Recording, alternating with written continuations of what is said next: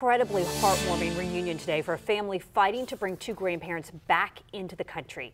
After we aired this story, the coverage received national attention, questioning why the couple was ever forced to return to China after their Carnival cruise, even though they had a valid travel visa in the U.S.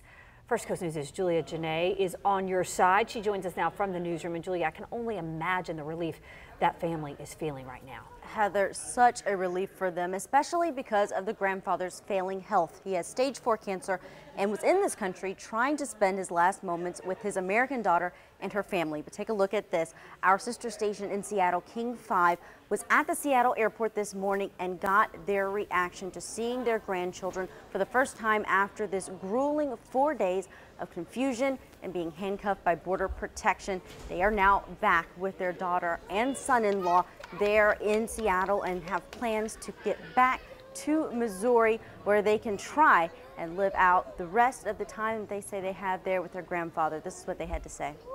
The whole family's just extremely grateful that we've been reunited.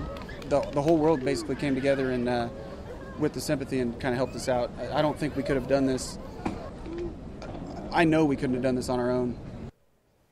Now, this hasn't only been emotionally and physically exhausting for this family, it's also been expensive. Their fight with border protection has required that they pay the flight back from China for their parents, their own extended stay here in Jacksonville, getting this all worked out, and now the flight to Seattle to get their parents back to Missouri where they live. Now, tonight, for the first time, we'll have a closer look at what border protection is saying about this whirlwind decision. That's on First Coast News tonight at 11. Guys, back to you.